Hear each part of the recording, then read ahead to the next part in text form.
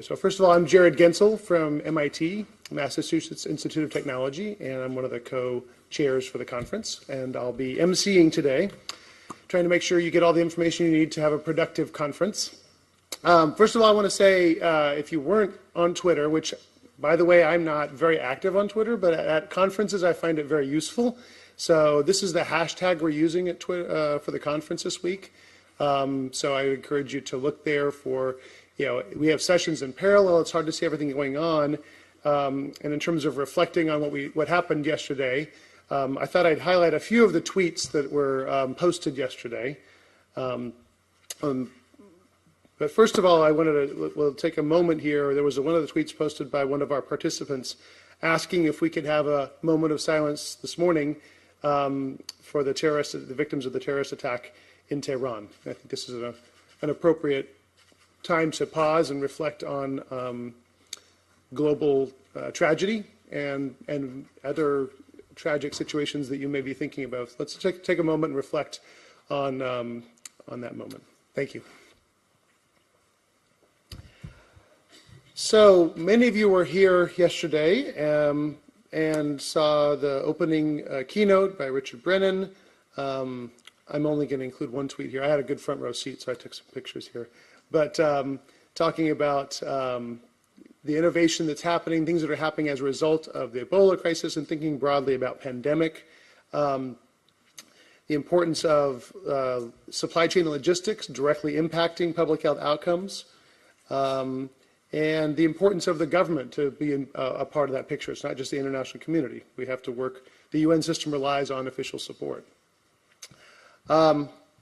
In the afternoon, we're in different sessions. I pulled out a couple of pictures from a couple of sessions that were happening at the same time. So if you weren't able to be in both, sometimes you can see a little bit about the other workshops that were going on. So if you were in one session focused on trends impacting global health, there's a picture of the 6 trends there, so you can see a little glimpse of what was in that session. At the same time, there was a session talking about the UNICEF response in Yemen and a framework to think about how they've been able to be more agile in a strategic way. So 2 different things happening at the same time in the workshops there.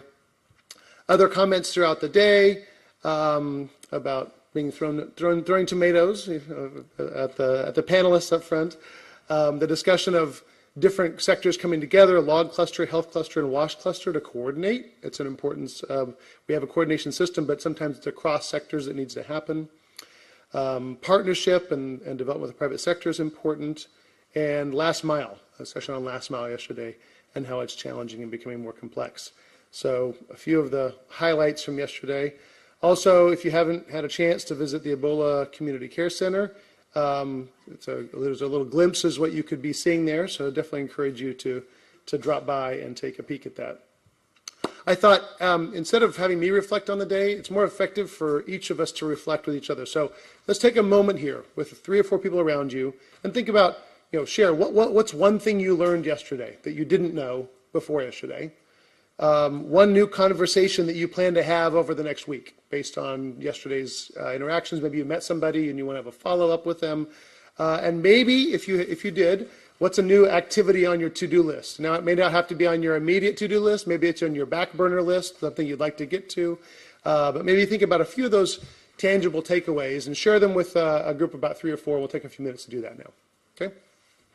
I was hoping we might have some time to have a few general plenary reflections, but I think we want to stay on schedule here. So I'm going to take a couple moments to go over the day and get us ready, and then we can start our first panel this morning. So first of all, in terms of announcements, as was mentioned yesterday, security badges, these security badges here. Hopefully it was a lot easier to get in this morning.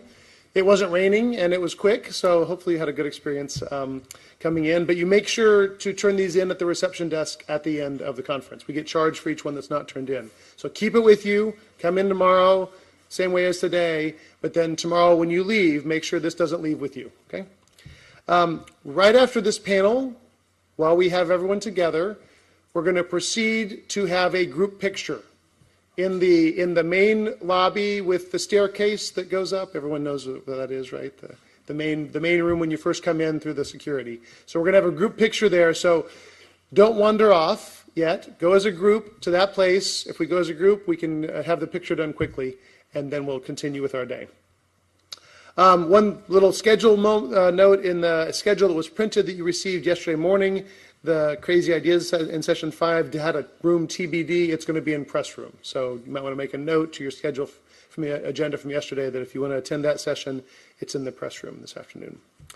Regarding tours, the warehouse tour, make sure you're at security 15 minutes before the tour today, which is at 10:45. Hopefully you'll be able to get over there quickly after the photo. As I mentioned, the Ebola Community Care Center is a really interesting tour. So, and that's very close. So exit from the coffee area, outside terrace, and then turn right to find a tent to go to do that tour. And then this evening, if you're going to be part of the boat tour, it's optional.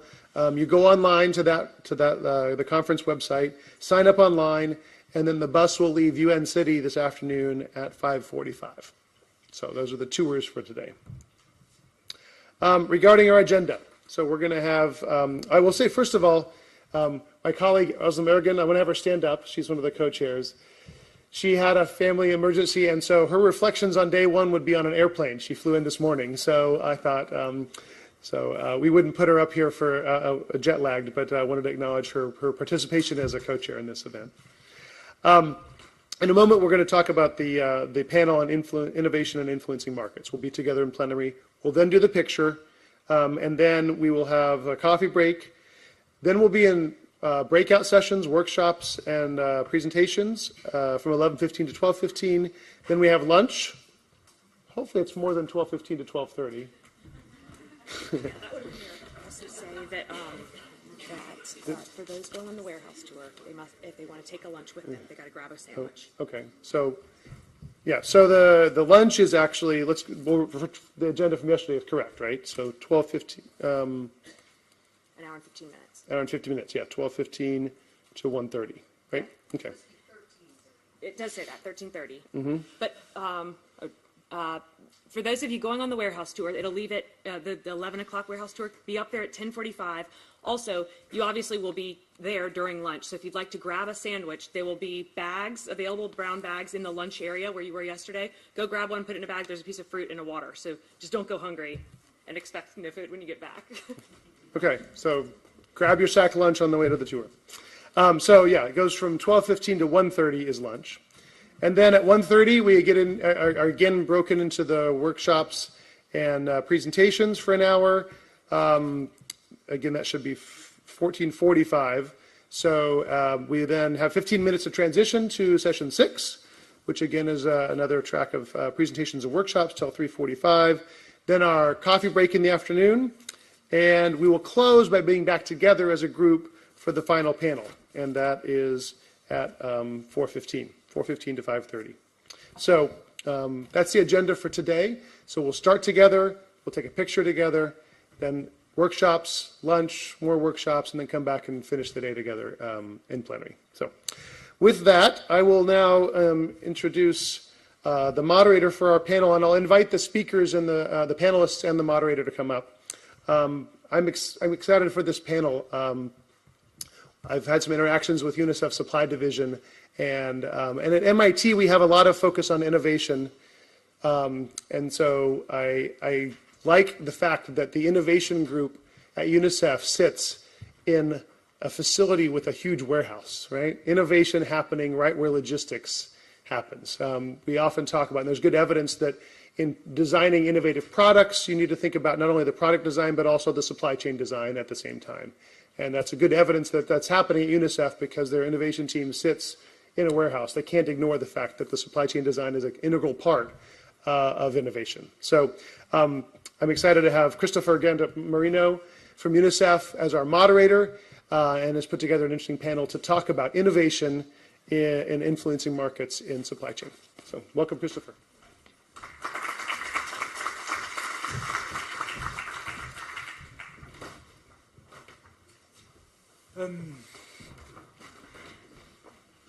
Good morning, everyone. What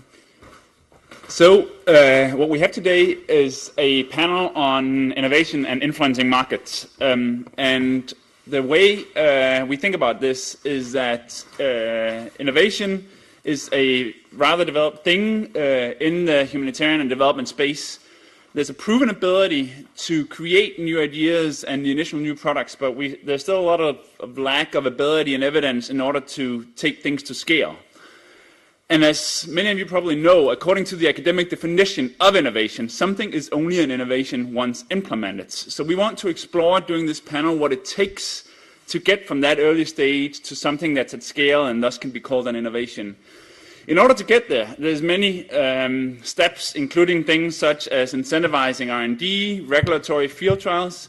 So in other words, there's things beyond the aspect of the early stage part and the interaction with the users that much of the innovation discussions in this space, so in the humanitarian and development space, focuses on.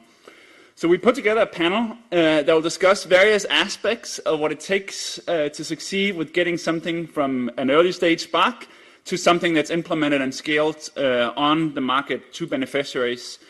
We've got various aspects. We've got Thor Gavik here from Letterdal, which is a non-for-profit company connected with a for-profit company that has succeeded in creating a lot of innovations throughout.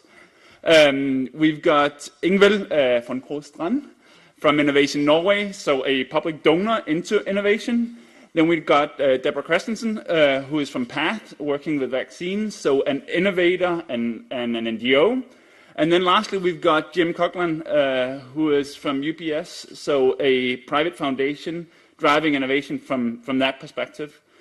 The way we structure the panel is that we've got presentations from each of these in 6 to 8 minutes, and then from that we'll transition into a questions and answer session where we've got some dynamics between different perspectives from the panel, as well as the opportunity from you guys on the floor to ask questions. So with that, I would like to hand over to Deborah, who will give the first presentation. So please welcome her.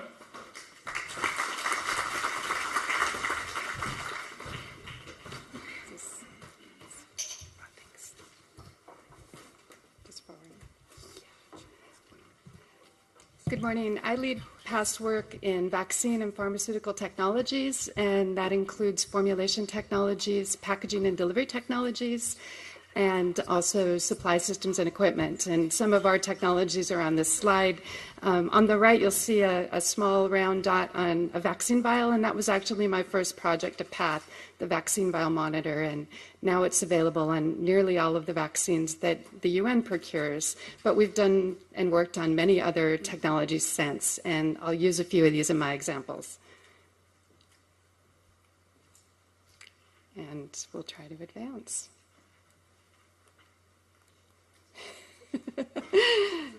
Okay, here we'll use page down. Okay, just for those of you who may not be familiar with PATH, we're an international NGO. We're focused on global health innovation, and in particular we emphasize women and children where the greatest health inequities lie.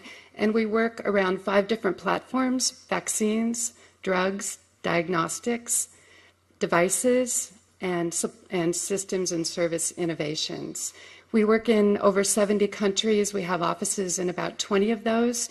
And in our offices, 95% of our staff are actually local hires. And we've worked on technologies for 40 years now. We just celebrated our 40th year anniversary. And we really do focus on that difficult middle of the value chain that we're focusing on in this conversation today. So this is kind of the heart and soul of what PATH does. We're very much a facilitator moving innovation forward. We're not a producer, we're not an upstream R&D organization. We do a little bit of R&D, but really our focus is this middle of the value chain. So what are some of the key factors to success in moving innovation through this really messy middle? I'll just give 4 ideas right now, but then I hope we can talk about some others in our follow-on conversation. One is that it's really critical to gather evidence at every point of the product development stage, evidence about all the different aspects of an innovation that will make it successful. And sometimes it's more important at the early end to think more about technical feasibility perhaps, and at the later end to think about advocacy and communications. But really, at every single stage, one needs to consider, is this really truly meeting the public health needs? Is this technology performing to the specifications? Is it really going to be technically feasible? What are the economics? Is it going to be cost effective in the end in comparison to all the other alternatives that could be taken on? What are the regulatory implications? Is it going to be something that requires a brand new regulatory process, and creating that process, is it going to be a huge investment for industry to have to create new manufacturing facilities? These things have to be considered, from the beginning and all the way through as we learn more about the technology or the innovation. And what are the policies that are needed in order to enhance adoption or facilitate adoption or remove barriers? And then how are we going to use communication and advocacy, both to advocate for the funding early on, to advocate for the public health need to create awareness around it, but then later on to advocate for uptake of the viable solution. So PATH uses multidisciplinary teams to address all of these issues through the product development process. Every team has a commercialization officer. Every team has public health representatives that are appropriate to that technology. Every team has the appropriate technical expertise. But that said, no entity, even large pharma, has everything that's needed to really move an innovation fully through. And I'll give the meningitis A vaccine as an example. This was a vaccine developed with WHO and PATH and funded by the Gates Foundation. And it really included an incredible partnership. There was Serum Institute of India, the manufacturer, who ultimately produced the product. It included the FDA, the CBER part of the FDA, and NIH, who helped with conjugation technology. It included Cinco in Amsterdam that helped provide part of the raw materials. And it included, almost most importantly, the ministries of health across sub-Saharan Africa, who really helped create the pull for the product and the demand, who helped us understand the price that would be acceptable to them. And it was agreed upon early on at 50 cents per dose. And that was part of the deal that Serum Institute of India signed on when they agreed to produce the product. And they also facilitated the clinical trials, and they helped and actually conducted the introduction of the product. So this was one of the great successes, I think, in vaccine introduction, and it was introduced in 2010, and by 2020, it looks as though it will have protected over 1 million cases of meningitis A. One of the other key, I think, critical issues is that we really need to understand the value proposition of innovations from the beginning to the end. And there's some work going on around this in the vaccine presentation world, where PATH and WHO and Gates Foundation and Gavi and UNICEF are looking at, how can we evaluate vaccine presentations and options and really try to insert innovation into vaccine presentations going forward.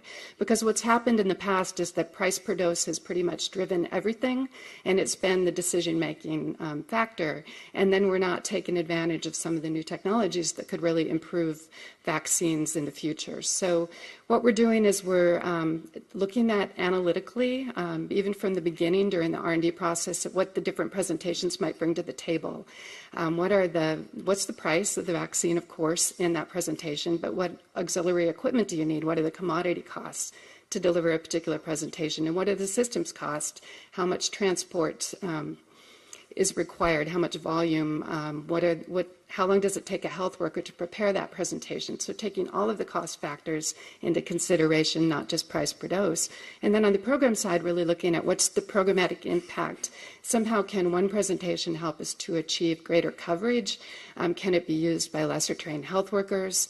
What are some of the health impacts? Is one presentation more efficacious, potentially more effective when it's actually in use in countries?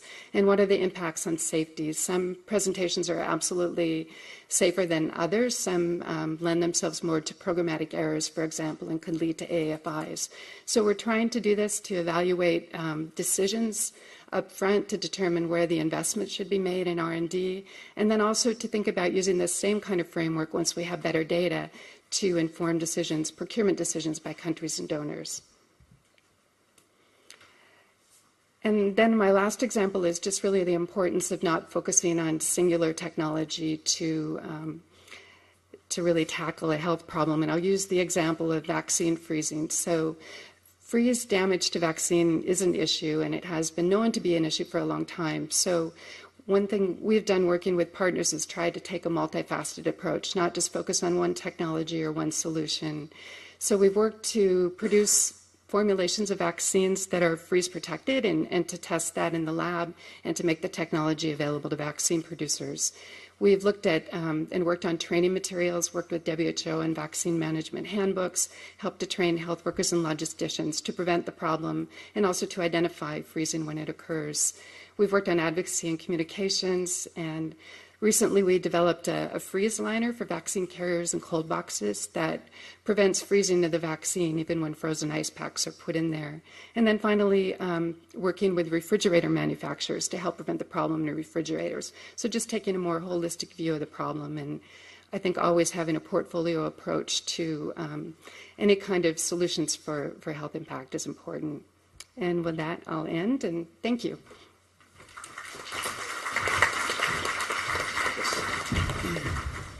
Thank you, Deborah. So next presenter is Tor Inge from Letterdal, who will present from the perspective of a company that's structured as an NGO, but sitting in connection with a for-profit company that has done a lot of successful innovations, I would say, in the past within the global health space.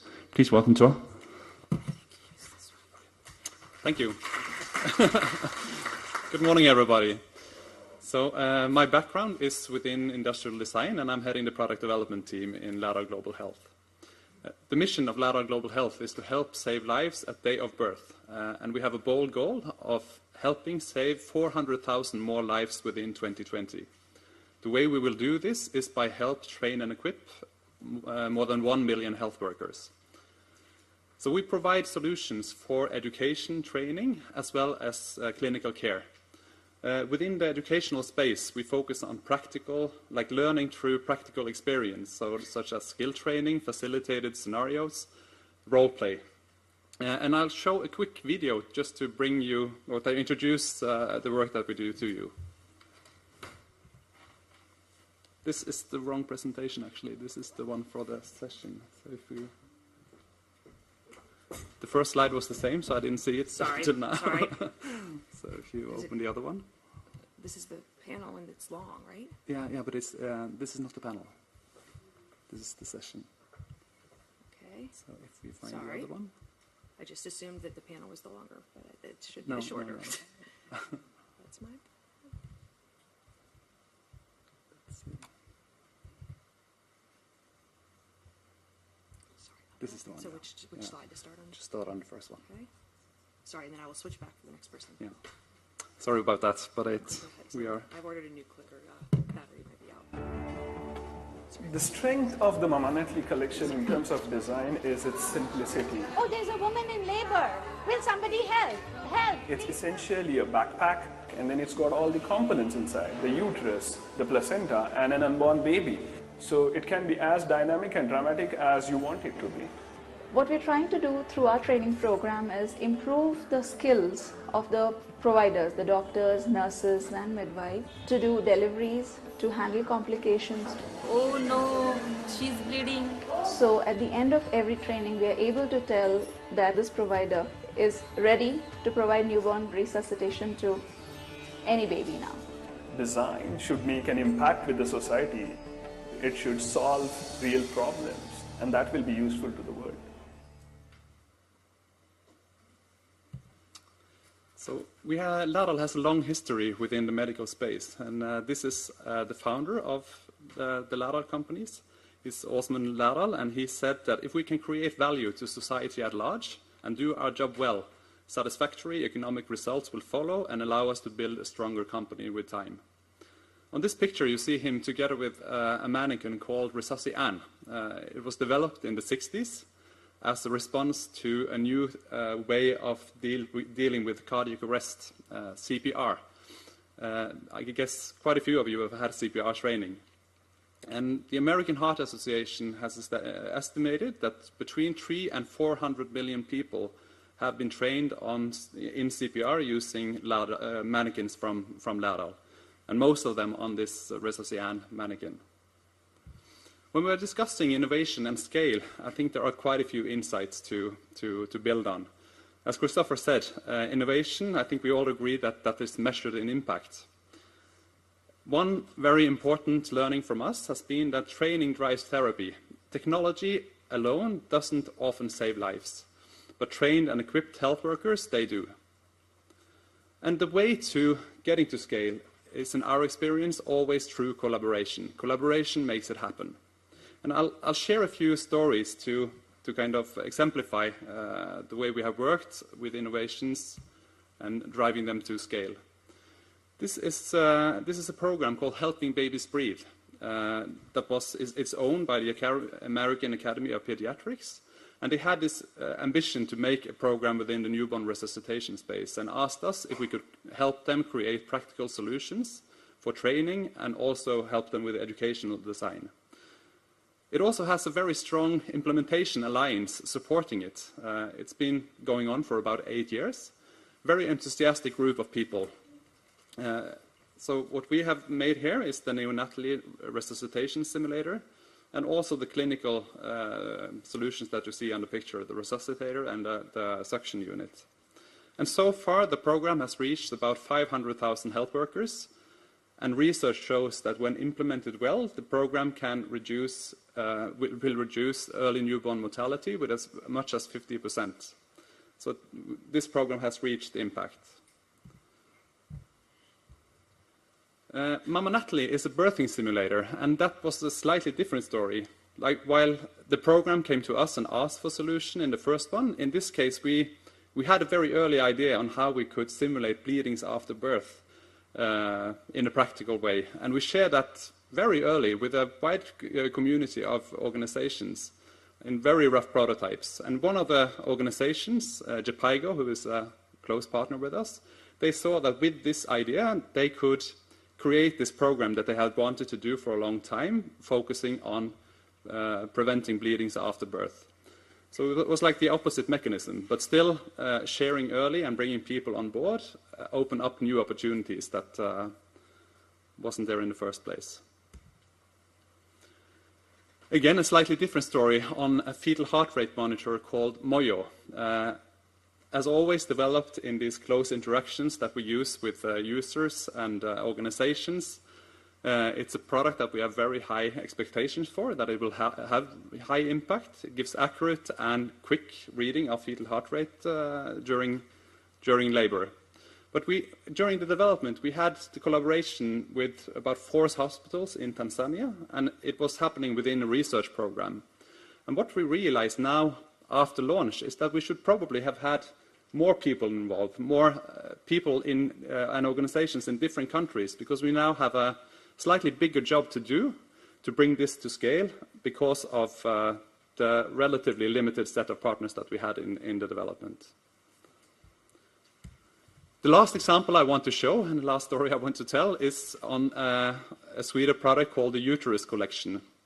It's a set of uteruses that you can use to train insertion of IUDs in different stages of the life of the uterus. So after birth, after an abortion, and also in between pregnancies. We started out this process together with the Ministry of Health in India. And you see Dr. Sitkar, who is responsible for family planning, on the picture to the right, together with some of the members of the technical resource group that he set together to follow the development of this solution. So it was about 15 people from many organizations working in implementation in India that we were meeting with, like with every iteration, every change, like sequence of change we did. And it was a tough process, a lot of strong opinions, and it took some time. But I think this was launched a few months ago, and I believe that when we are discussing impact, we now, even though it took some time, we are now at a point where we have a very strong partner who is enthusiastic and want to see the spread in India. So I expect this to have the potential to scale quickly. So the key thing I want to point to before we go into the discussion is that I believe the way you develop solutions is very important for the potential to reach scale and have impact. If you bring people on board early and complementing partners early on board, you will have, first of all, you will get a much better solution because you get guidance, you get feedback and get a more appropriate solution, but you also get ownership and enthusiasm that you truly need to bring something out to people. I think there is an expression saying that it takes a village to raise a child, but I also think it takes a village to bring innovations to scale. So, thank you.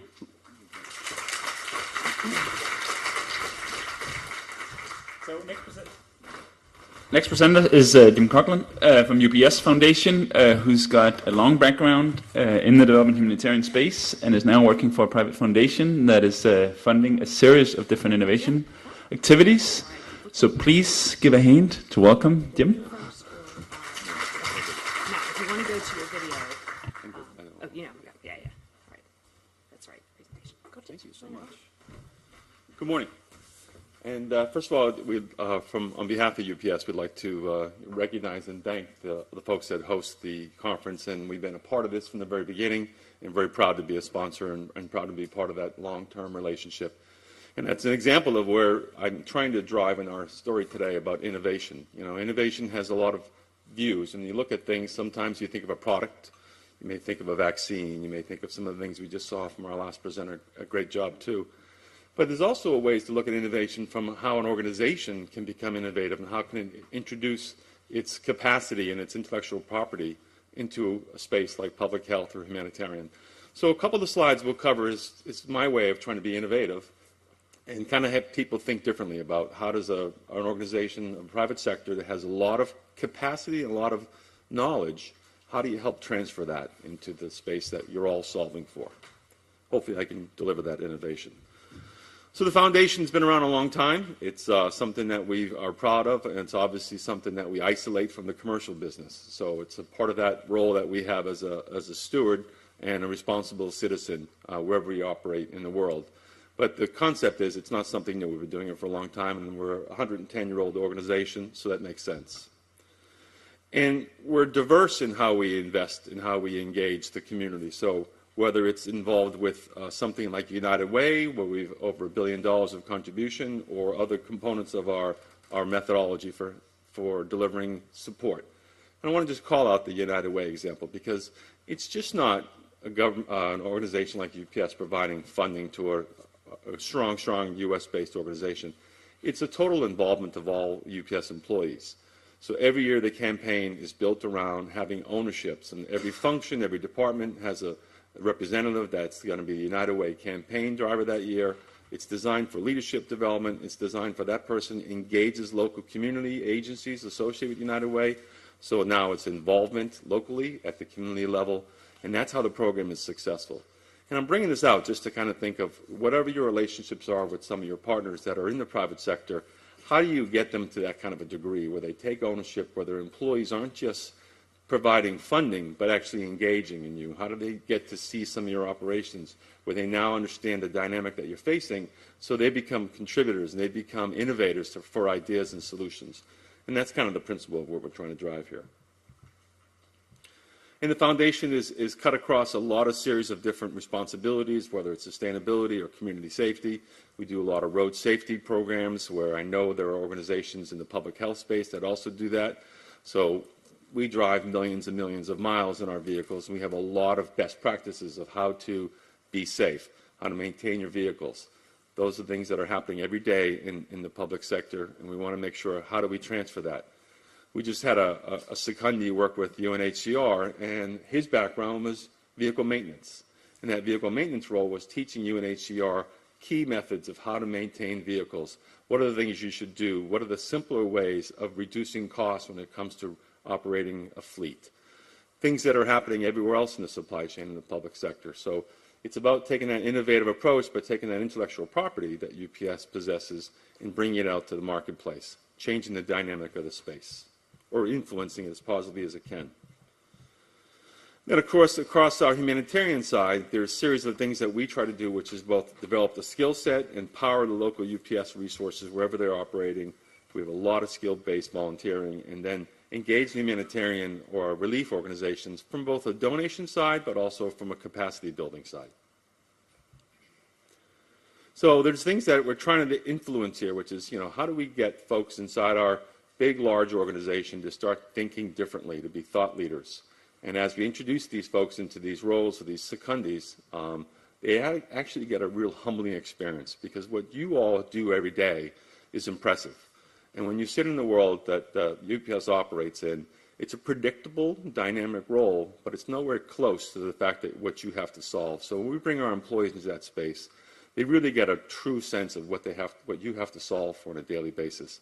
So it's not only humbling, but it also opens up their own creativity to say, how do I bring solutions? It's not about, I'm going to recommend $1 million ERP solution, because that's not applicable. How do I take what I know an ERP solution can do and introduce that at the right scale, at the right skill level, in country, that brings that same experience and same solution, but at a much more reasonable scale? So that's the innovation piece that we're trying to drive out of this whole model. I talked about people that are involved with different roles in organizations. So we have had representatives working within Gavi that are helping develop training, have developed training on leadership training, leadership in the supply chain, because we all know capacity building is an ongoing need in the space of both humanitarian and public health. So taking skills and responsibilities of what we learn to be good leadership qualities, leadership skills, we've taken that and produced a program inside Gavi, and that's being deployed across multiple countries, as you see here. At the World Food Program, we have a resource that's out there helping them look at their supply chains and doing process mapping and trying to find ways for that organization to be more streamlined, to bring some new business processes together, to take themselves from their current role and how to improve upon what their next series of strategies should be. I mentioned the gentleman that's over at UNHCR. I'm involved with the Global Fund from a role of helping look at the strategy and develop the supply chain model moving forward.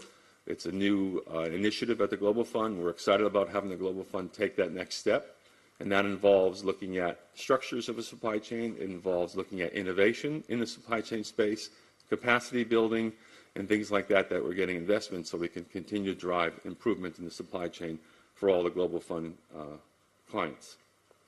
And then we do things like supply chain optimization too. We're also involved in looking at disaster preparedness and trying to help countries be looking at the small business model and how to make sure that they're ready to involve and be ready for any kind of business disruption, which can be very critical. And then they're also doing things such as global response and highlights, as we talked about before.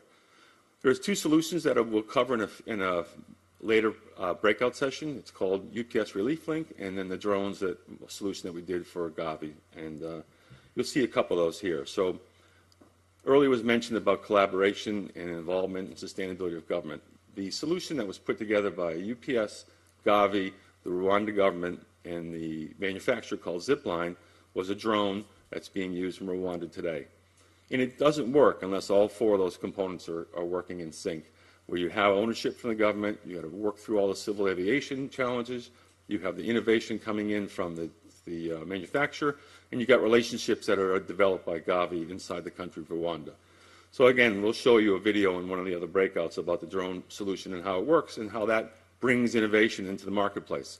UPS is continuing to look at drones for the commercial needs, but I think you all recognize that there's challenges in the supply chain where drones can be one of the alternatives when you don't have the infrastructure there.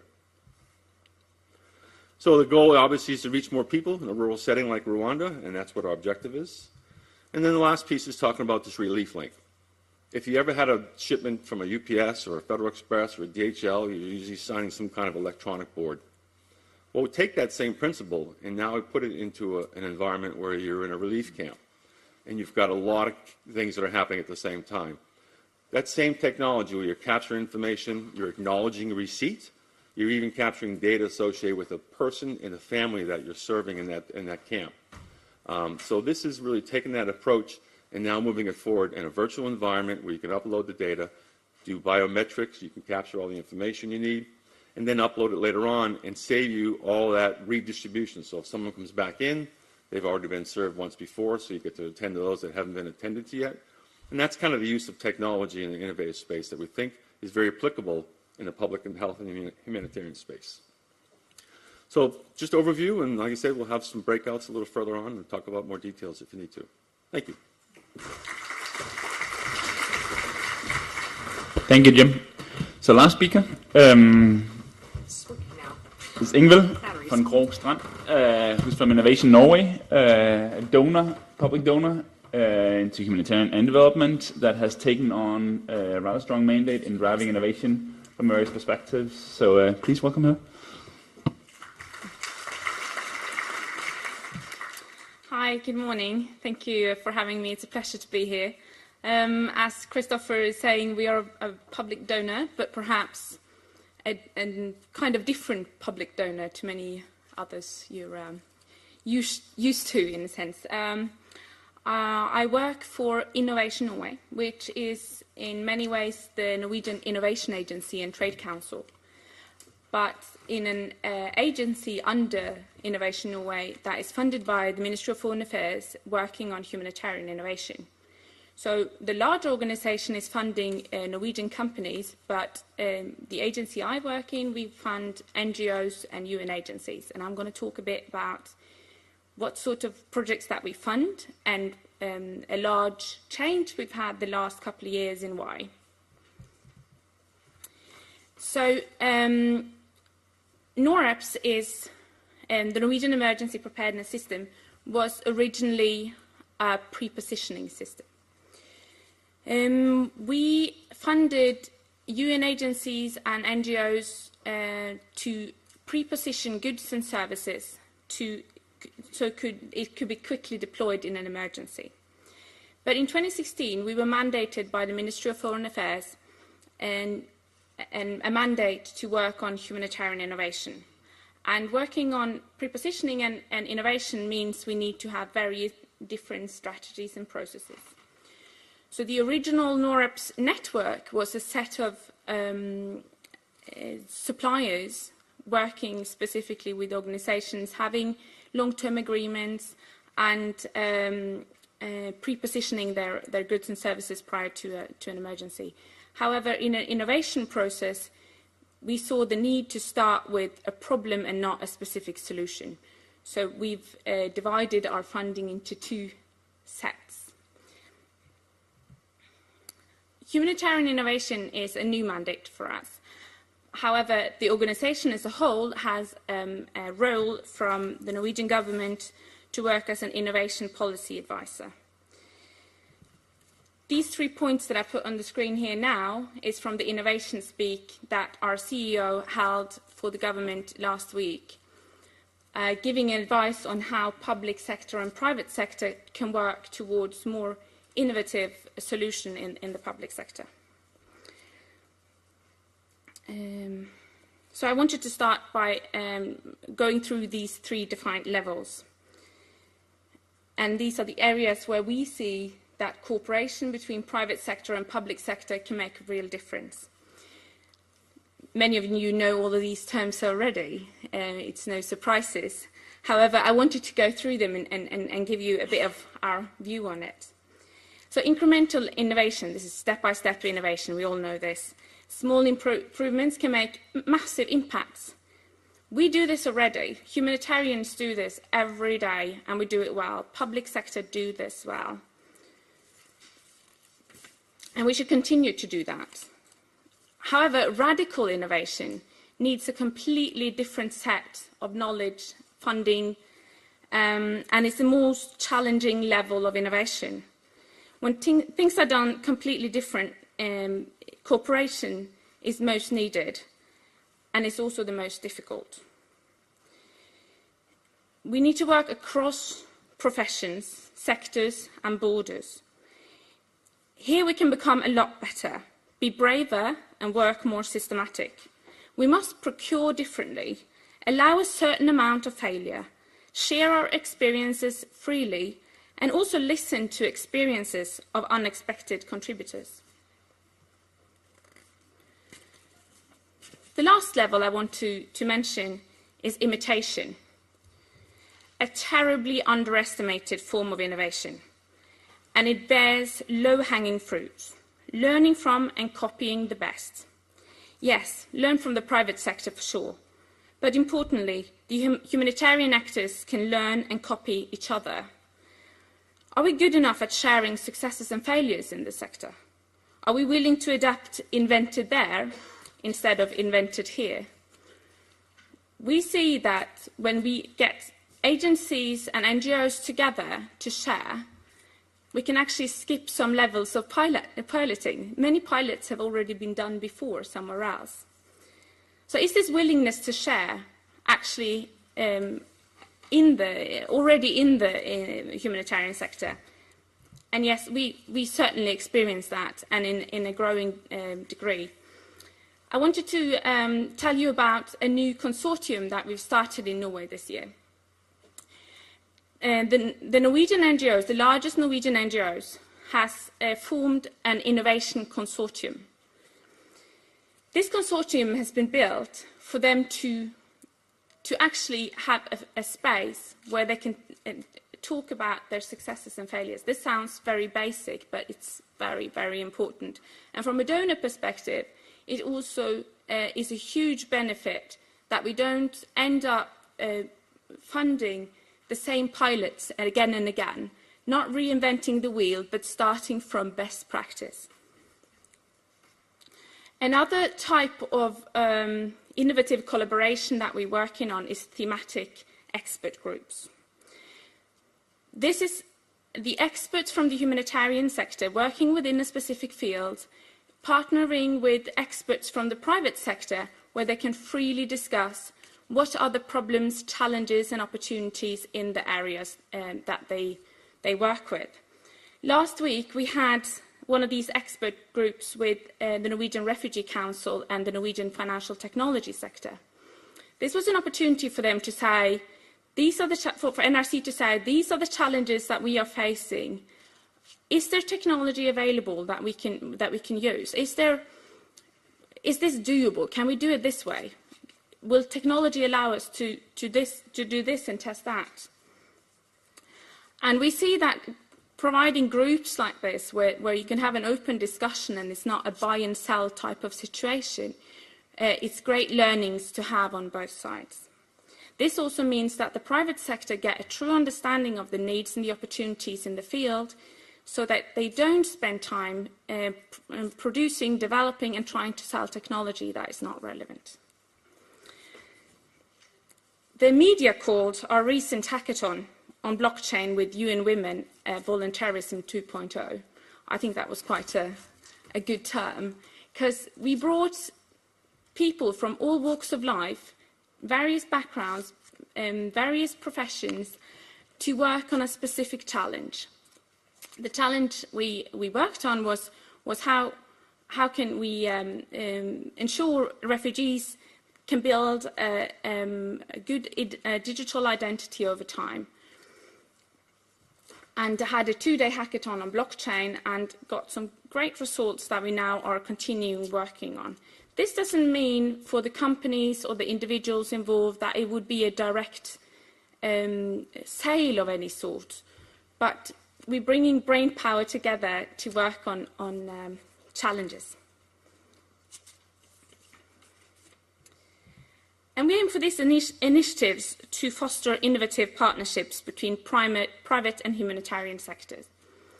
We see, and the Sustainable Development Goals are clearly mentioning the private sector as a crucial part of reaching the Sustainable Development Goals. We as NORAPs, we're not ourselves innovators, we're facilitators and funders.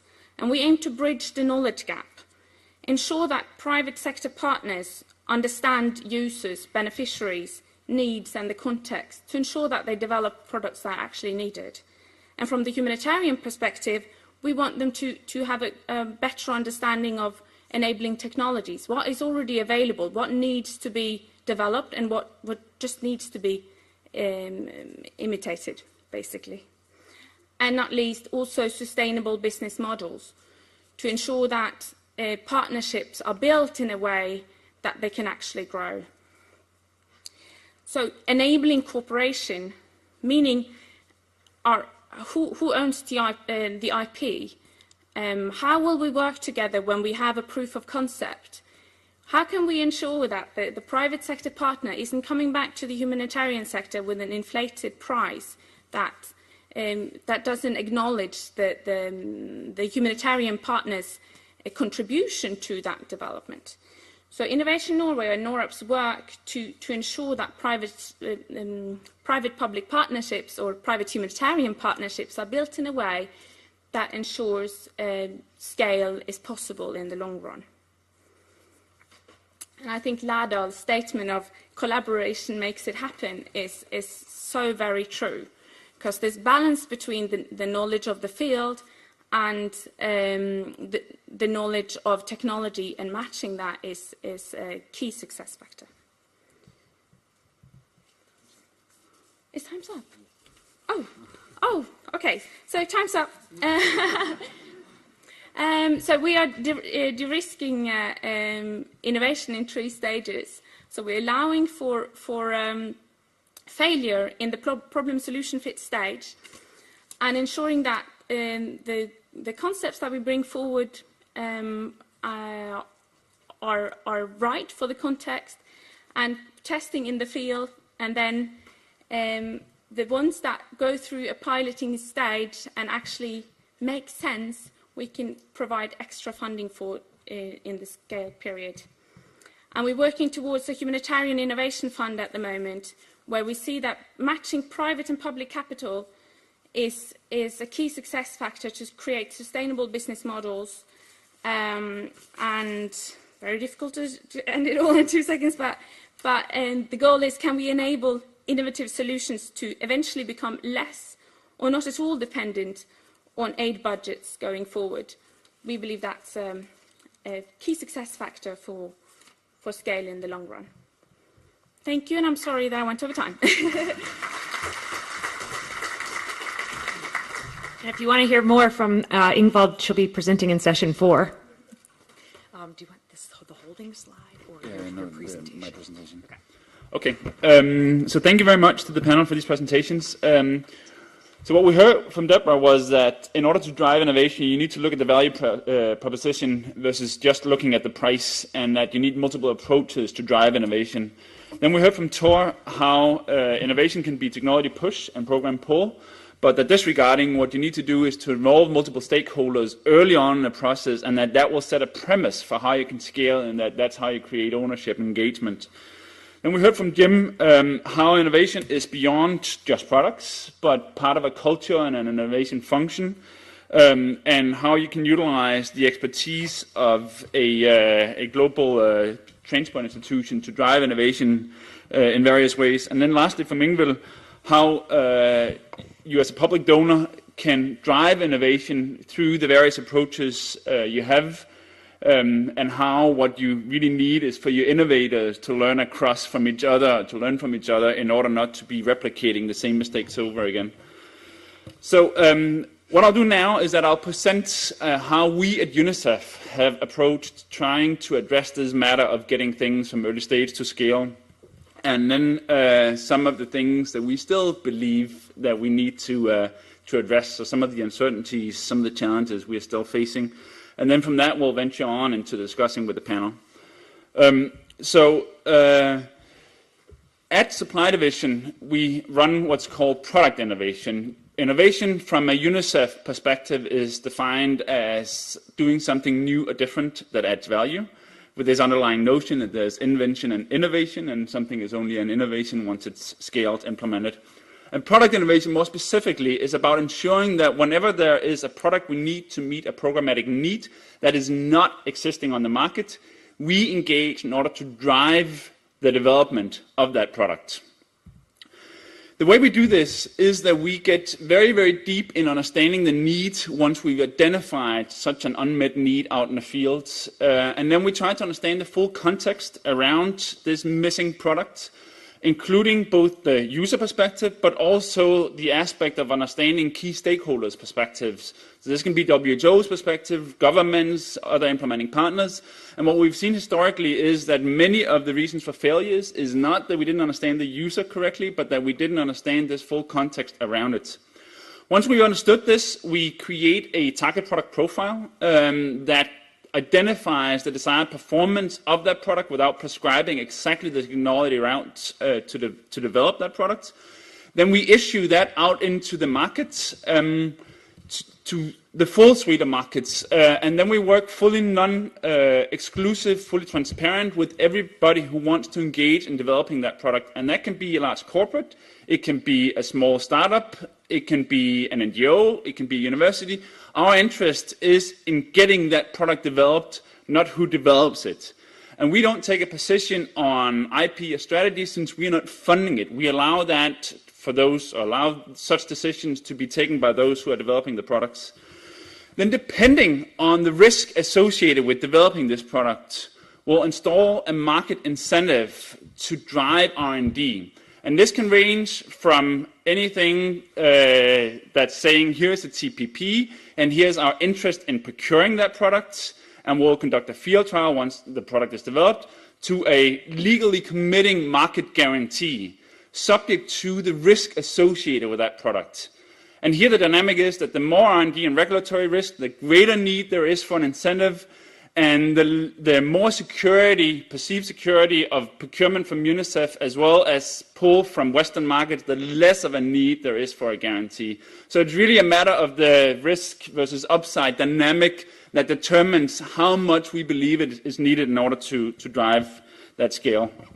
The reason we decided on this strategy was that when we went in and looked some years back at the global ecosystem for innovation, we identified that there was a lot of focus on the development part, whereas that's really not where UNICEF is strong. Where we are strong because of our presence on the ground, as well as because of our procurement function, including the link in with developers, companies being a core part of that, is in driving that need and the scale. And we experienced from many different innovators that they had an incredibly difficult time understanding what are those unmet needs out there, and especially in getting things to scale. We heard over and over again that people experienced that they had these innovative products that they went around with, and whenever they tried to penetrate a system somewhere, they were told, you got to get price down and prove up. And they ended up in a bit of a catch-22 without really being able to move products. So we started reflecting upon how we could address that. And our hypothesis behind this is that whenever a product is launched, you have an issue of perceived value being lower than cost. So I often like to use the example of these guys, right? When they were first launched, we all looked at them and said, interesting, but there's no way I'll pay $800 for a thing like this. Then you had all the people lining up in front of the Apple stores who engaged and drove up perceived value. Other times you have product being commoditized, thereby price going down. Typically you have a combination of the two. But it's the product adoption lifecycle process that is a very known thing in innovation management. The problem in the kind of environment we are working within is that you don't have these early adopters that go in and are willing to pay this super high price relative to the perceived value of the general public. So you have an issue of having a negative deviance between perceived value and price, that there's nobody that are able to really drive the evolvement of, so you have this positive deviance between those two. So how we approach this is that we install these market guarantees that ensures that we push in volume that we use to drive down costs, as well as engaging via field trials and engagement with core stakeholders, again, such as WHO and governments, to drive up perceived value. And then we utilize our engagement to circumvent that process of where you have a negative deviance between those two, so you have that positive deviance. And in this very idealized way of describing it, standard procurement takes over. We've got about 15 projects constantly going up and down all throughout, addressing all different programmatic areas in UNICEF, or sort of the categories. We don't have a product in every single specified program areas, but we are responsible for taking care of all products throughout the different program areas. A few short examples of how we work is our a reader project, which is pneumonia diagnostic, where we wanted to drive the development of an automated respiratory rate counter. UNICEF, for the WHO protocol to drive diagnostic of pneumonia, is to use a timer, so something you click and then you count the breaths. We wanted to have something that you can utilize to position on the kit somewhere, and then it would automatically detect the breath rate, and then you utilize that to diagnose. Here we issued the first TPP ever within this space back in 2014. Then we got 5 million euros from a Spanish bank foundation, La Caixa, that we utilized to not legally commit to procuring products, but say to the market that we got 5 million euros that will be spent on this space. We are right now conducting field trials in Ethiopia of these products, so we required of the companies to come with regulatorily approved products, and once we receive those, we would then conduct field trial of such in order to drive scale. And again, our aim is not to get one product, but to get a suite of different products at different price ranges and different functionality. Another example is our Zika diagnostic and Zika vaccine project, with the Zika diagnostic being most advanced. Here we issued the first ever joint TPP with WHO and PAHO back in the middle of last year. Then we got $10 million from USAID that we utilized to issue a legally committing guarantee to procure products to incentivize development. And then rather soon, we hope, we'll commence on a field trial to validate, again, these regulatorily approved products. So some of the core challenges we are seeing is prioritizing which products to engage on, working through the trade-offs of a TPP, that everybody wants everything, but you can't, partnering with normative agents in order to drive this, and then designing the pull mechanisms so they're appropriately sized to incentivize, that you don't want to put too much money in because then you're wasting public money. So you don't want to drive something that will come to the market anyways. You want to install exactly enough in order to incentivize. And if you, on the other hand, do too little, you also don't really get any bang for the buck because then you don't get your products.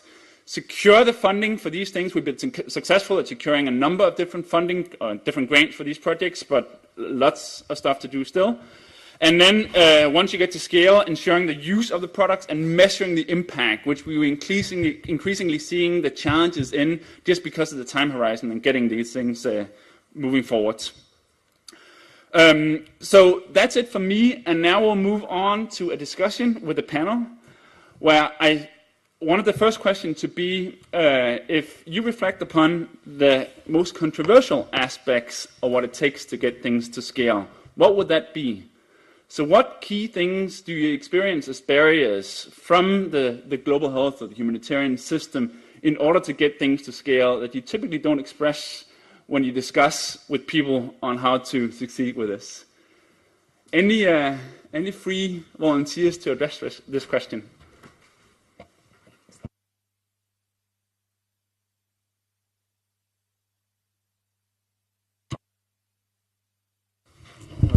Hi, I have to think about that. Controversial. I don't know if it's controversial, but I think something that could be hard to do if you are not practicing it is the sharing part, because I think we all sometimes have a tendency to hold back and think that this is my precious idea or my small starting point for something that can grow and that I can keep control of.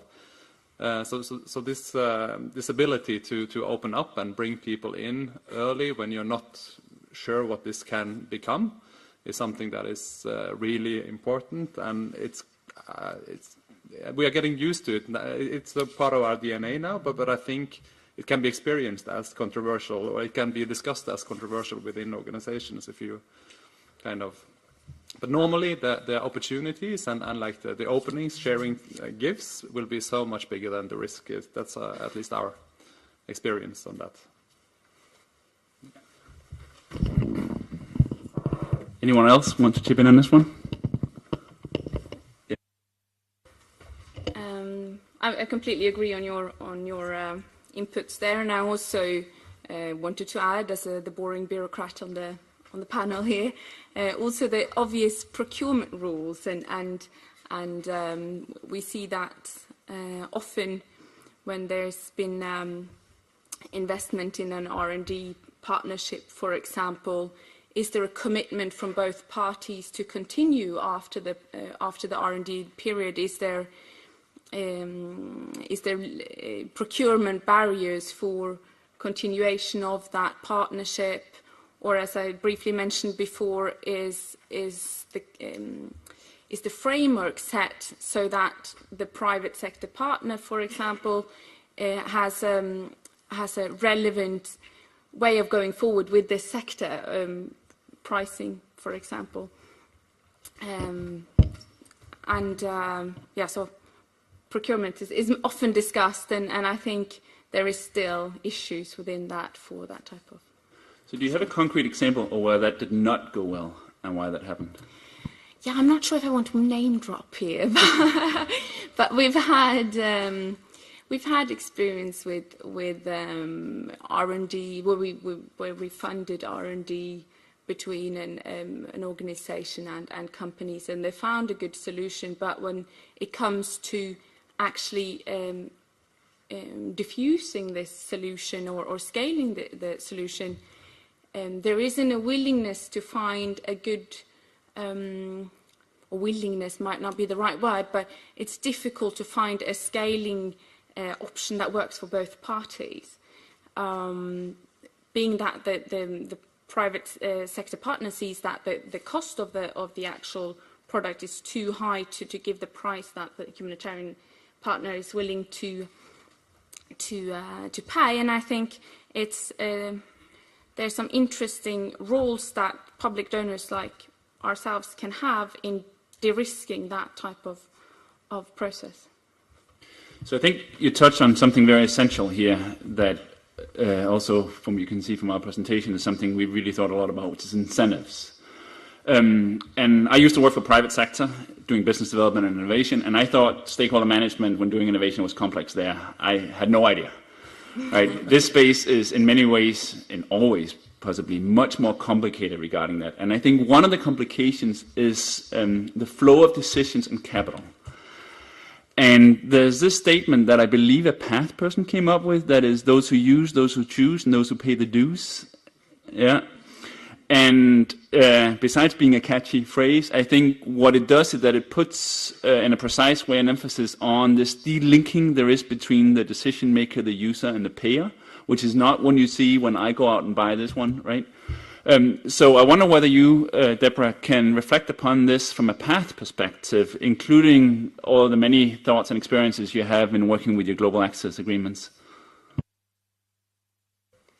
So this is something we've thought about a lot, and we've done some market research in the vaccine attribute arena and looked at what health workers wanted in terms of products versus what the ministries of health and those who were procuring the products versus what the procurement agencies wanted.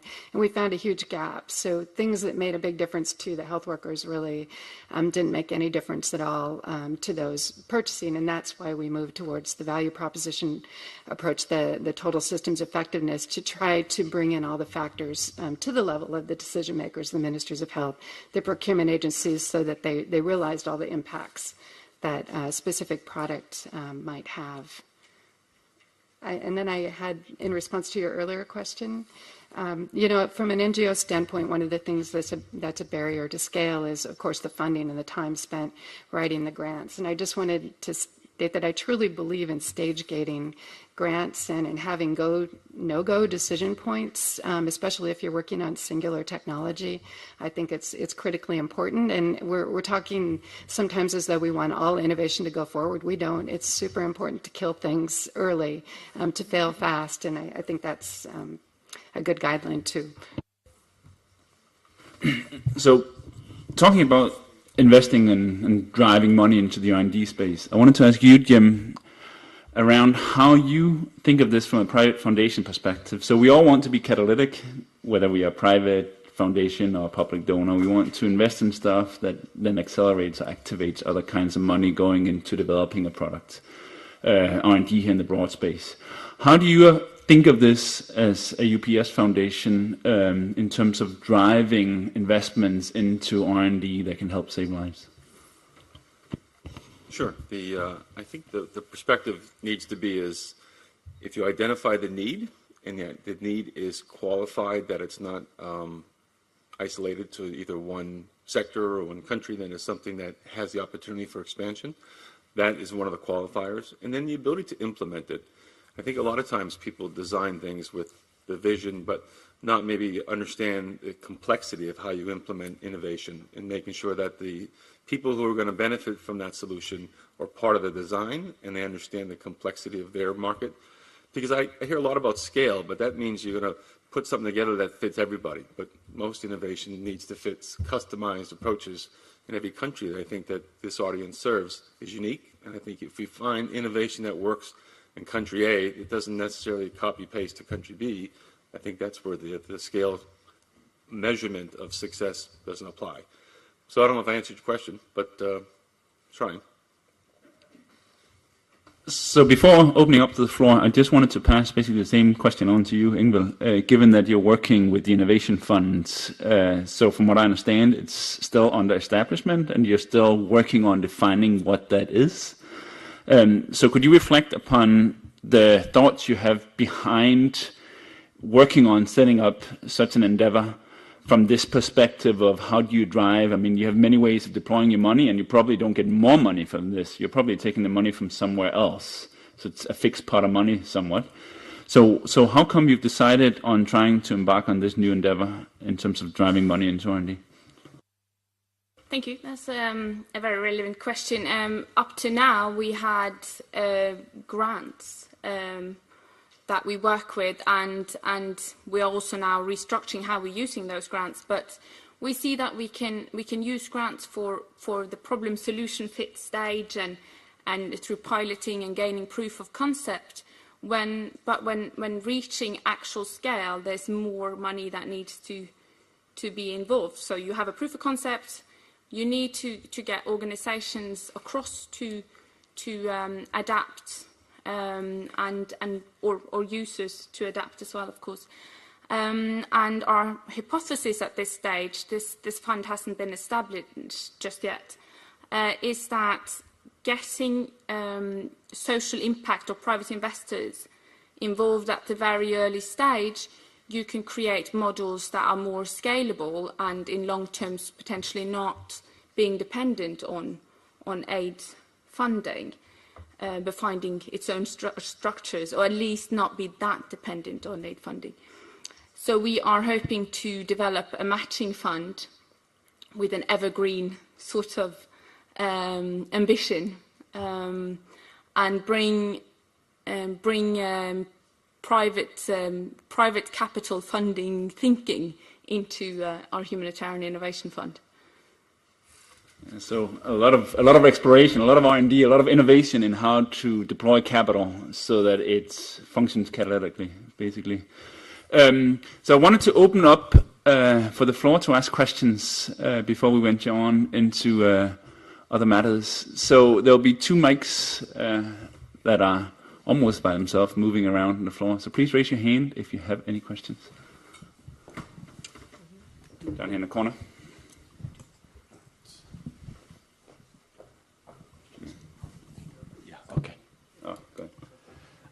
So just first of all, congratulate the panel. I think it was a fantastic panel. Congratulations to everybody. And I'll make a joke, given that Tor's on the panel, can you be the Innovation Avengers? Yeah, okay. So the serious question is, I really liked actually Deborah's point, and I think Inge and Tor said the same thing.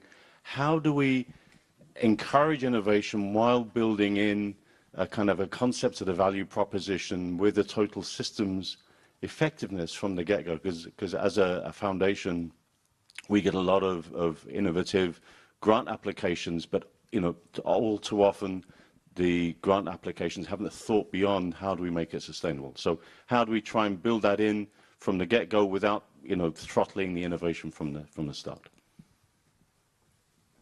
Again, a very relevant question in my mind in terms of how do you move beyond the unit price thinking only to look at a total systems effectiveness perspective, which is something we've thought a lot of without having cracked that nut. Tor? I can try to think about that. I think maybe it could be about facilitating a common space for organizations, and like you mentioned this consortium of innovation consortium where people come together and discuss and share. So if I think a good thing will be for us to be very involved and focused on our partners' agenda, and so that you understand each other's roles, and then maybe you could have a more complex understanding with more people also investing in the agenda of the other organizations involved. That could be. Deborah, I think you'd be a good one again with given that the path is an R&D engager, right? Or you say midstream. You have a lot of thoughts around how to think about the system once these things is implemented. Again, given that you're not the one who will actually be taking it to scale, you'll be handing it over somewhat. So, difficult question. I think from a donor's perspective, engaging experts and stakeholders early on in the decision-making process about what to fund, and sometimes donors are making investments in incredibly technical areas for which they may or may not have expertise, but trying to find objective resources to help them evaluate. And then I guess another example is of how to kind of align around what value proposition to put forward and what target product profiles you want to focus on is we have a working group that engages industry and UNICEF and Gavi and other public sector agencies like MSF and JSI, and we work to kind of create the target product profiles or initially the preferred product characteristics of what it is we want early on, and industries at the table so they're understanding too, and they can bring forward all of their ideas. And so we're doing that in the vaccine delivery technology working group space, and we did that earlier in the vaccine presentation and packaging advisory group. So I think it's just kind of a model to have those discussions and to create some generic product characteristics that you want, but not define how you're going to get there, and really allow innovators and industry to help define how you get there. Thank you. Let's take another question to be decided by the mic holders. Hi, good morning. My name is Juanita from MSF. Thank you for your nice presentation, very much appreciated. I have a question to Christophe from UNICEF regarding the supply chain innovation. So from UNICEF perspective, because yesterday we've been talking about several challenges in supply, I was in some sessions about improving the information's quality, links to blah, blah, blah, blah in supply. So in UNICEF, what is your main question is like, do you have anything in pipeline to improve supply chain, like in the supply chain innovation? And WHO was saying yesterday we cannot have a stock positioning because any stock for emergency required approval from donors. Is it also the same context with UNICEF? If you want to open an innovation project, do you need a donor to fund it? That's my question to UNICEF. And for UPS, one of supply chain innovation for UPS is IT integration across the system, and then you did the standardized or engineered process. When you go with this approach, did you link it with your ERP systems, or do you face any change management when you introduce the innovation? Thank you. Thank you. So to answer your two questions to UNICEF, to the first one, on do we have any innovations within supply chain? So there's a couple of things I believe is core if you want to succeed with innovation. One is that creativity and structure is mutually reinforcing, and the other is that the more fluffy something is, the more narrow and precise you got to be in scope. And we, with the stuff that I work on, the product innovation, do not work on optimizing supply chains. We strictly work with the products that benefit beneficiaries. However, we have a function in supply division that work on optimizing supply chain. So we will then help them in various ways, or work with and collaborate with them in terms of how to think about innovation, but it's not part of our mandate. So I'll defer that to my colleague and then we can discuss. On your second question on funding innovation, true, we don't, as I said, fund innovation, we install the incentive mechanism. UNICEF has an innovation fund that's orchestrated out of New York that invests in early stage IT and mobile innovations.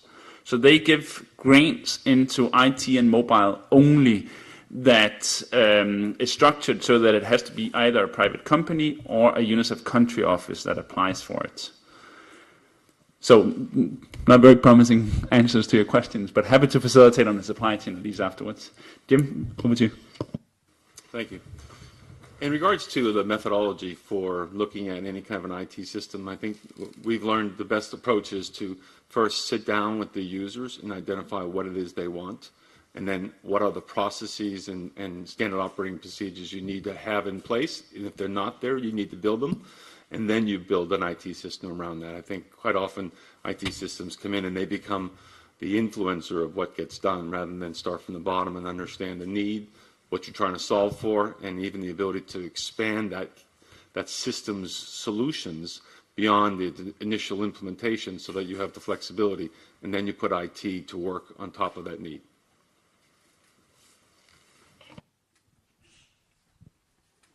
Let's take one more question. Who was first? It's a short question. I come from the field, like I work on the field and I deal with the donors' money on ground in my country and other places.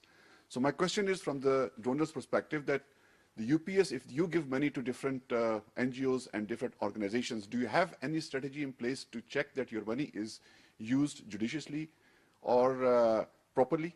So do you have any strategy or any system in place? Thank you. Yes, we do. I think we're based on being a highly engineered organization. We're not allowed to make a left-hand turn. We thoroughly make sure that we look to have an accountability, and our partnerships are critical. You know, it's we think it's a privilege to engage people and provide resources, both physical resources like secundies, but also funding. But it also is a reciprocal relationship where we need to understand the best use of that funding. And there's no better way of saying that if we can contribute to an organization and see its success, and it has to be measurable because that's just how we operate, then there's always opportunity for expansion of that relationship. And those that can't demonstrate that measurable impact, then we need to evaluate a different relationship moving forward. But it's pretty critical for us to make that decision based on something that you can qualify and quantify, and more importantly, that your donation goes further when you think about it as a more impactful solution rather than just it's not making the same result that you wanted.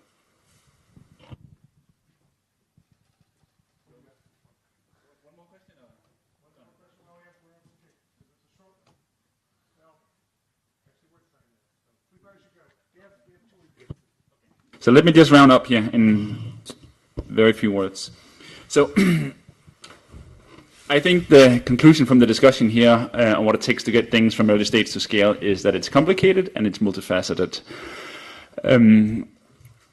I believe in innovation that it's incredibly important to utilize this complexity and fluffiness to drive sharpness. And I think it's one of the mistakes that you as human being basically can gravitate towards, that this complexity leads you ending up in a situation of just thinking that fluffiness is the answer or lack of sharpness is the answer.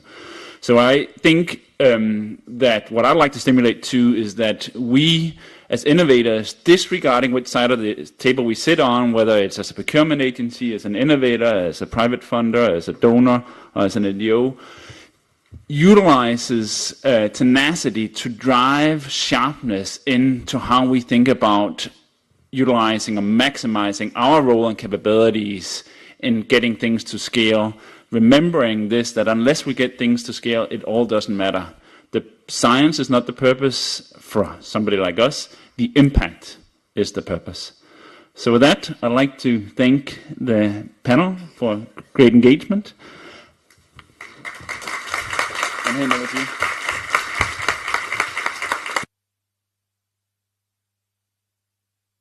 I also want to thank the panel. And I want to encourage you, supply chain professionals, to engage where you can in these innovative companies. We heard a lot of examples here. I think, and scale is important, and a good supply chain is critical to scaling up. So I think we all have knowledge to share in this and to engage in with these innovative efforts to try to help make those supply chains scale up for those effective products. So I encourage you to do that. So two quick announcements. First of all, those going on the tour of the warehouse, pick up your lunch and go to the tour. But everyone, before you pick up a lunch or get your coffee, go right upstairs and we're going to take a nice picture. So get your smile ready and we're going to go upstairs and take a picture. And then we'll meet back here at the end of the day. Look forward to seeing you again. Have a good day in the workshops and presentations.